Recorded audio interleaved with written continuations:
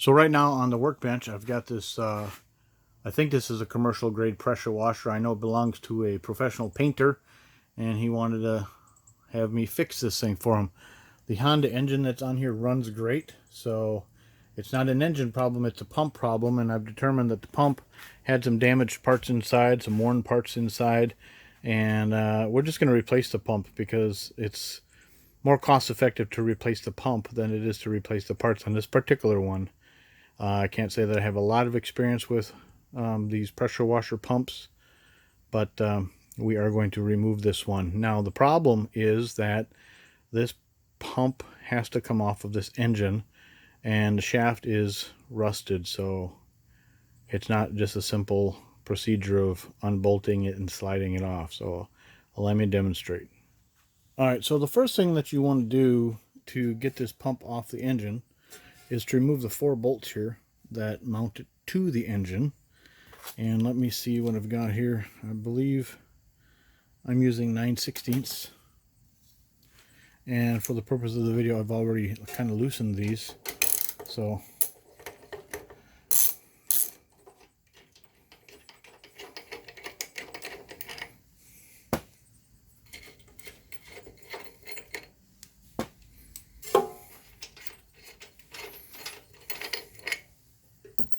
and the 4th one is down here.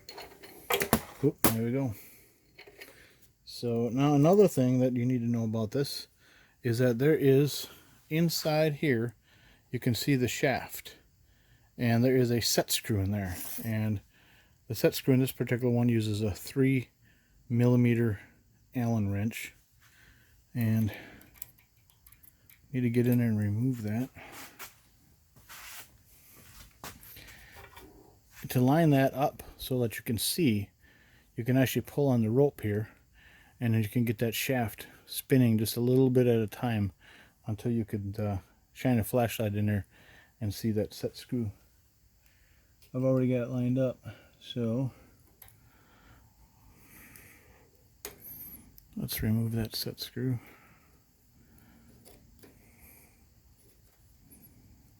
Okay, so there's the set screw. So now this is a point where if the shaft is nice and clean and maybe somebody used an anti-seize or a lubricant on it, it'll just slide off. But in this case, I'm pulling on it and it's not going to come off. So what I want to do is, I mean, sometimes this is tight and you can't even do this with it, but some people take pry bars and all kinds of stuff and pry it off. In this case, it already is there's a little bit of a gap there, but I want to draw your attention to this hole here, and there's an identical hole underneath. Now that is an 8mm threaded hole, and I happen to go to the hardware store and get 8mm bolts. I believe it's 8mm by 1.25 pitch. So we're going to get these started. And now as we turn these in, it's going to be pressing on the back of the engine to force the pump off. But I don't want to just be pressing on the aluminum housing, the crankcase cover of the engine here, because if it's really tight, we could crack that or damage that somehow. So if we turn it right about here, right here on the engine is actually kind of a thick part of the crankcase. And I got myself little pieces of flat bar here, and you can get yourself a mending plate or something. I happen to have some flat bars, so I cut a couple of chunks off, and there we go. So I want to slip that in there and start this bolt. By the way, this is a 13mm head on this thing. Okay, I got to get it started here first a little further.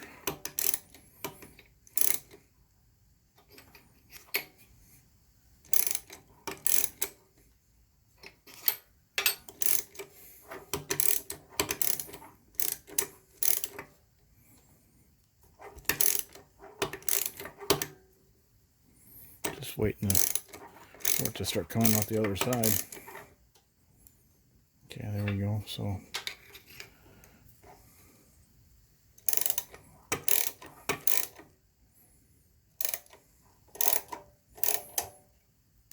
there we go. Now it's gonna stick a little bit. And I'm gonna take another piece and go underneath on the other side with my other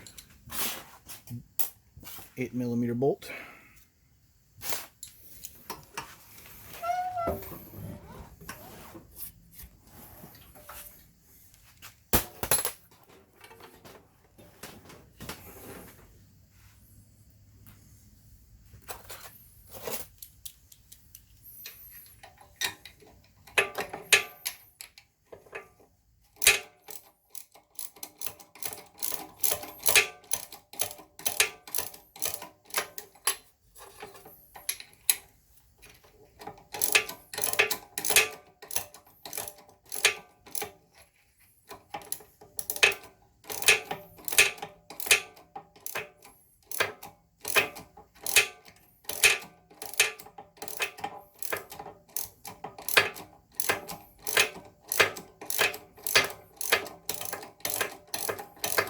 There we go. I feel it pushing on the metal plate now.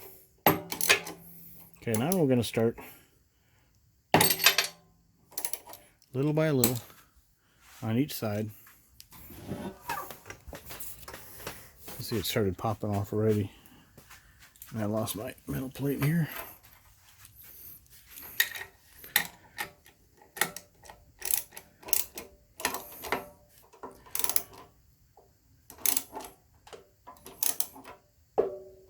And I felt it give a little bit. So we're just going to work ourselves back and forth and back and forth.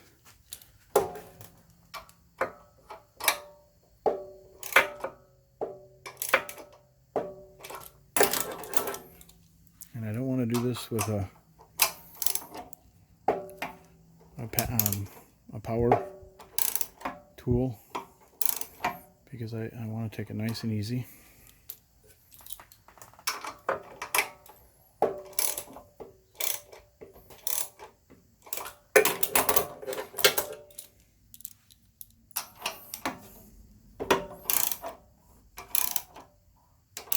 I can see the gap here is opening up a little further each time.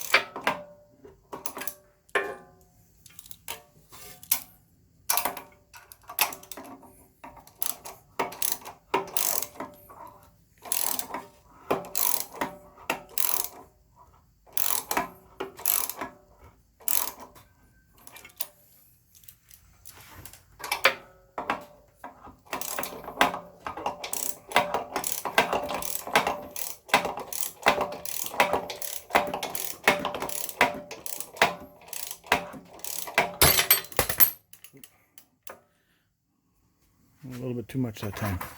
Took the pressure off of this side, so let's get back there and start all over.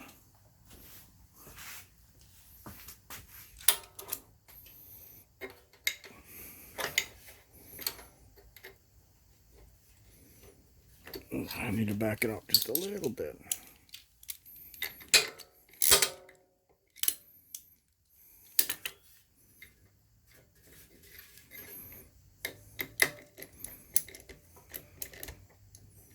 Come on.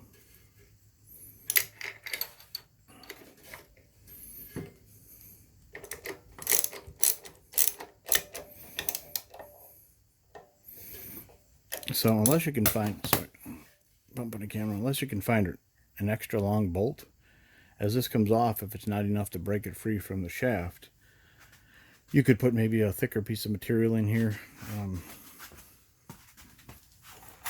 I also happen to have some scrap metal, a little square tube. One that bigger, I can put it in there. Whatever's handy. Don't expect somebody to go out and buy something just for this one little job.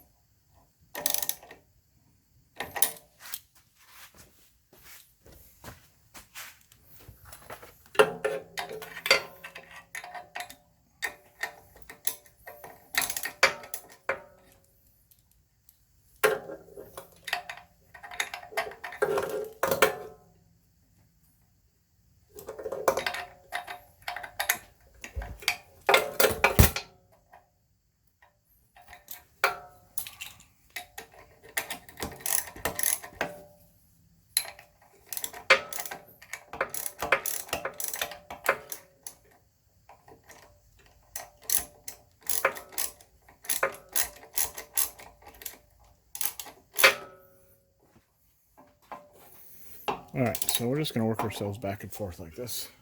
And it's going to take some time, so I'm not going to catch it all on video. But I'll get back to you a little bit later. So after working it back and forth, you can see I'm getting quite a good gap in here. But I'm just about to the end of the threads on my screw. So I'm going to have to back these out and then find a bigger spacer to put in here so I can continue pulling the pump off there. And as you can see, there's the shaft. I can't pull it off by hand yet, so I'm going to find something to put in there. Alright, so now I am actually using a little bit more of that scrap metal that I had mentioned earlier. So we're going to keep pushing till this thing is ready to come off. Now you can see here I've doubled up on my square tubing scrap because I need to, this gap is growing and I need to keep pushing it out, and it's not coming off the shaft yet by hand, so just gonna keep pushing. Alright, so it finally popped off. There it is. There's that rusty shaft that when I get the new pump, I'll clean it up, I'll put some never sees on it, and we'll bolt it back up. So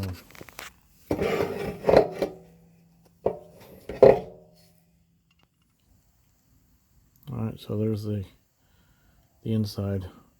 So alright, that's how I got the pump off. Hope I don't have to do that too often. Confirm. Let's measure the shaft. Yeah, that is a 1-inch diameter shaft. So